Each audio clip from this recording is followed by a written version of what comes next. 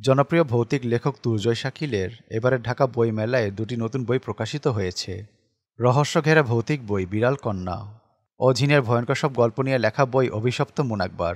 এছাড়াও লেখকের লেখা আরও 9টি বই বইমেলায় পাওয়া যাবে।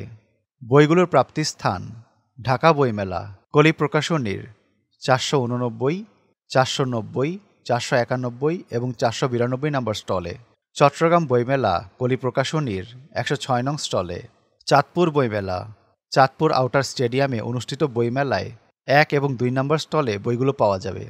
বই কেনার ক্ষেত্রে অ্যানিমেটেড স্টোরিজের সাবস্ক্রাইবারদের জন্য রয়েছে 5% অতিরিক্ত ডিসকাউন্ট। লেখক 14 ফেব্রুয়ারি শুক্রবার ঢাকা বইমেলা স্টলে থাকবেন। অটোগ্রাফ সহ তার লেখা বইগুলো সংগ্রহ করতে পারবেন।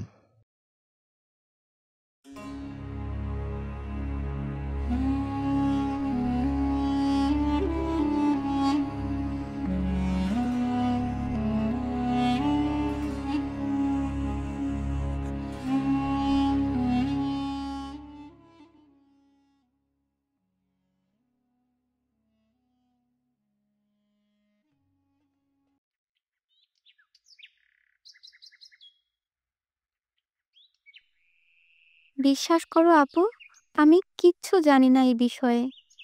এরকম স্বপ্নের কোনো ব্যাখ্যা আমিও পাচ্ছি না। তাহলে মনে হয় তোমার সাথে থাকতে থাকতে এই স্বপ্নরোগ আমাকেও আক্রমণ করেছে। কি তাজ্জব ব্যাপার! হ্যাঁ, দুজন এক স্বপ্ন দেখতেছি। বাবাকে জানাবো ভাবছি, এভাবে আর কতদিন। আঙ্কেল বিশ্বাস করবেন না, উল্টো তোমাকে বাঁকা চোখে দেখবে, বলবে আমার মেয়ের মাথা বোধহয় খারাপ হয়ে গেল। তাহলে এখন উপায়? দেখি এই রোগ 2-1 দিনে যদি না সারে, তবে মসজিদের ইমাম সাহেবের স্ত্রীর সাথে কথা বলবো। উনি খারাপ জিন তাড়াতে পারেন। নিশ্চয়ই আমাদের দুজনের ওপর কোনো জিনের বদনজর লেগেছে। অবশ্য নজর লাগার কারণও আছে। তোমার মতো সুন্দরী মেয়েদের জিনেরা বেশি পছন্দ করে। ধুর, কি যে বলো না আপু। সত্যি, এই যে দেখো, তোমার চুলগুলো কত লম্বা, ঘন কালো। তুমি যত্ন নাও না বলে দিন দিন খসখসে হয়ে যাচ্ছে, কিন্তু তারপরও জিন তোমায় পছন্দ করেছে। লম্বা চুলের মেয়েদের একটা আলাদা সৌন্দর্য থাকে। ধুর, কি যে বলো না আপু।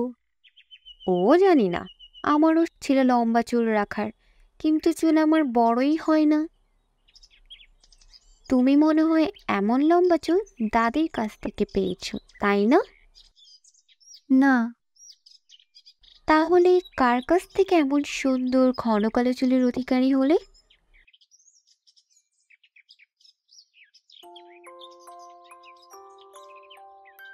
না মা, আমার ছোট চুল পছন্দ, চুল বড় রাখতে আমার ভালো লাগে না। লম্বা চুল মেয়েদের ভূষণ মা, তাদের সৌন্দর্য।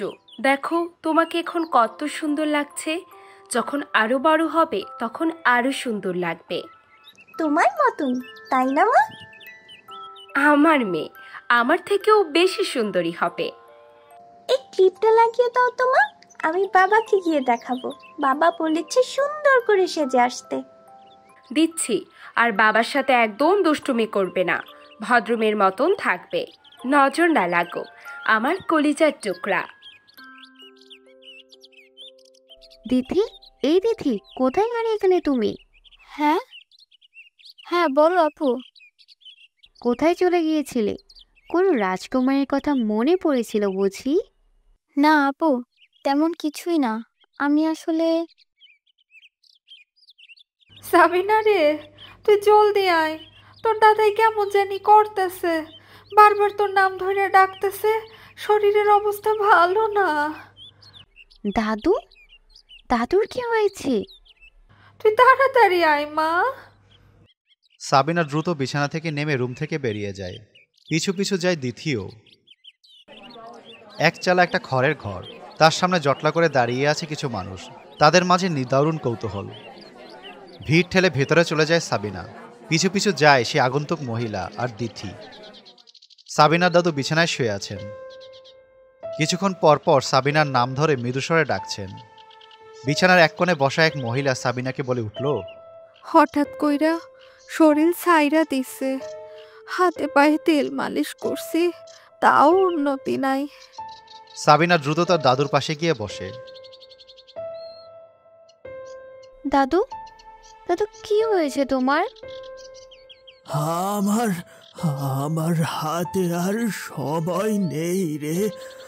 আমার ডাকাইয়া পড়ছে। তুই তুই ওই পাটাতন থাইকা একটা একটা বাক্স পাইবি। ওইটা যত্নে রাখিস মা। ওইটারে বেহাত করিস না। বক্স? কিসের বক্স? কি আছে সেই বক্সে দাদু? ওইটা আমি জানি না। কেউ একজন আইব ওই বাক্সের খোঁজে। তারে ওই বাক্সটা দিয়া দিস। আমি ওইটা তোরে আমানত দিলাম মা। ওইটারে তুই আর দিথি যত্নে রাখিস। সাবিনা চকিতে পিছনে ফিরে তাকায়, কিন্তু অবাক হয় দাদুর মুখে তার নাম শুনে। কি এমন আছে সেই বাক্সে? ওইটা ওইটা অনেক গুরুত্বপূর্ণ। আমি তোরে সব খুইলা কইতে পারুম না। আমি তোরে এতিম কইরা দিলাম রে মা। আমারে মাফ কইরা দিস।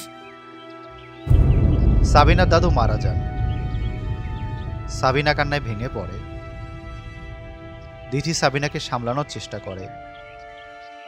ঘরে আসেন গ্রামের চেয়ারম্যান অন্তর সাহেব। রহমান মাস্টারের অসুস্থতার খবর তিনি পেয়েছিলেন, কিন্তু এসেই তিনি দেখলেন রহমত মাস্টার মৃত্যুর কোলে ঢলে পড়েছে। এখানে এসে তিনি তার মেয়ে দিধিকে দেখে কিছুটা অবাক হন। পর মুহূর্তে তিনি গিয়ে সাবিনার পাশে দাঁড়ান। ঘরে দাঁড়ানো কিছু গ্রামবাসীর দিকে ফিরে তিনি কিছুক্ষণ পরে বলেন, সাবিনা আজ থেকে আমার মেয়ে। ওর সকল দায় দায়িত্ব আমি নিচ্ছি। আল্লাহ ওকে ধৈর্য ধরার তৌফিক দান করুক। আপনারা কেউ একজন এগিয়ে আসুন, লাশটাকে গোসল করাতে হবে। সাবিনার দাদুর লাশের শেষ কার্যক্রম শুরু হয়। গোসল করিয়ে জানাজা করার ব্যবস্থা করা হয়। দিথি সাবিনার পাশ থেকে তাকে সান্ত্বনা দেওয়ার চেষ্টা করে। পর মুহূর্তেই তার মনে খটকা লাগলো, সেই বাক্স নিতে কে আসবে? কি আছে সেই বাক্সে?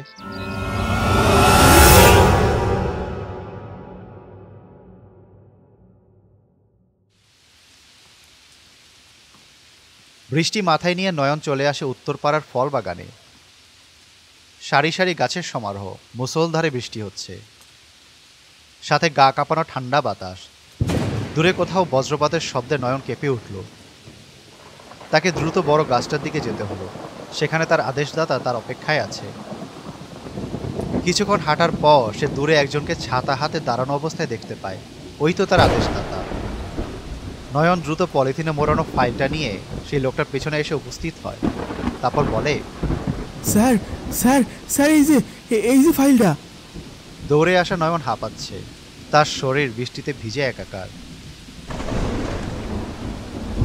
দাও, ফাইলটা দাও।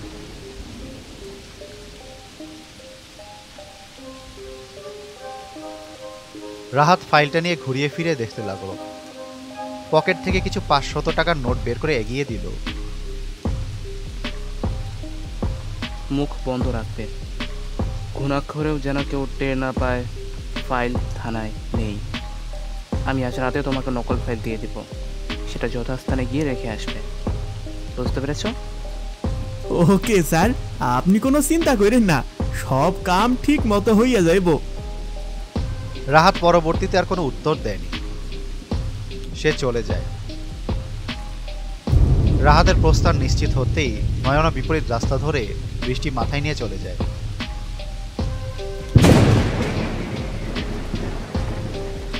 কি ছিল সেই ফাইলে? রাহাত এই কাজটা কেন করল?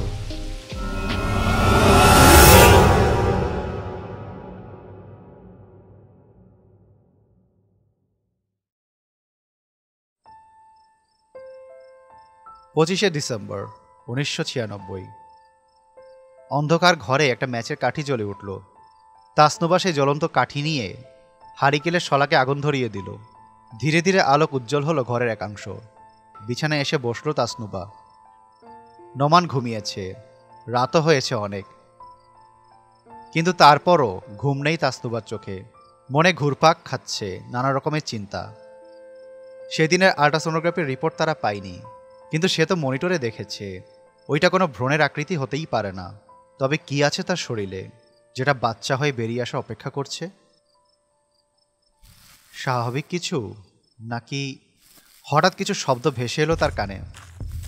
জঙ্গলের মাঝে বাড়ি হওয়ায় নানা পশু পাখির আওয়াজই আসে, কিন্তু এই শব্দ কোনো পশুর নয়, মানুষের।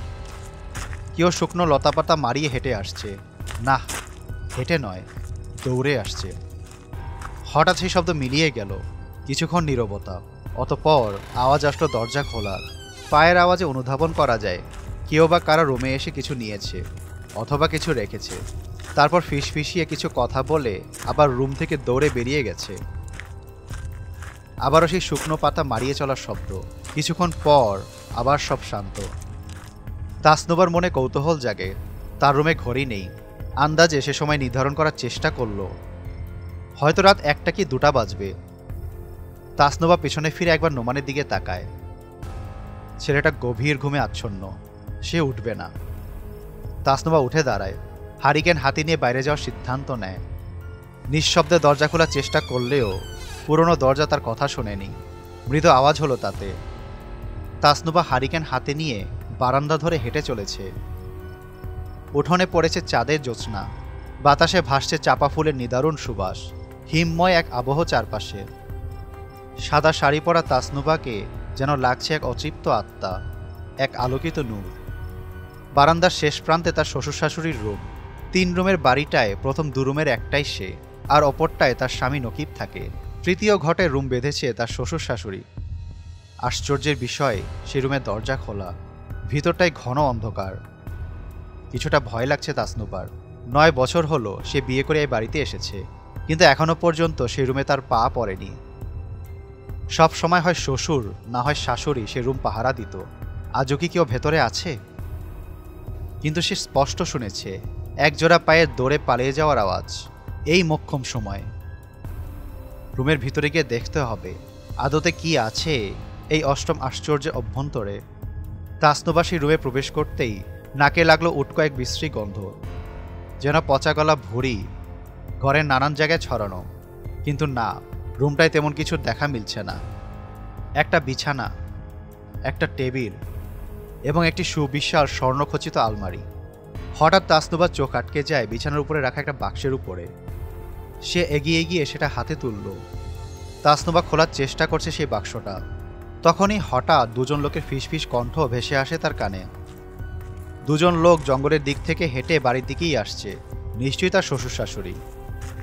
কিন্তু এত রাতে তারা বাইরে কেন? তাসনুবা আর কিছু ভাবল না। দ্রুতই এই ঘর থেকে তাকে বের হতে হবে। ওদের হাতে এভাবে ধরা পড়লে কেলেঙ্কারি হয়ে যাবে। তাসনুবা দ্রুত বাক্স আর হারিকেন নিয়ে বেরিয়ে যায়।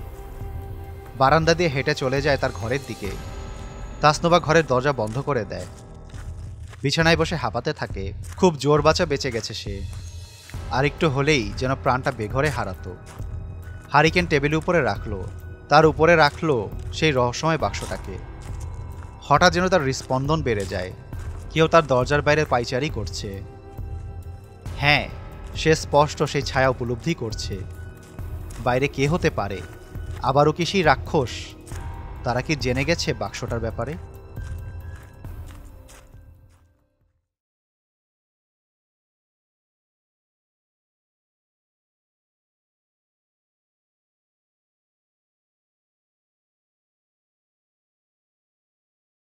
Animated stories, best channel you ever seen. Animated stories, you are in a horror dream. Animated stories, you just take the bloody cream. Go and get the popcorn and you're ready for the horror team. Animated stories, best channel you ever seen. Animated stories, you are in a horror dream. Animated stories, you just take the bloody cream. Go and get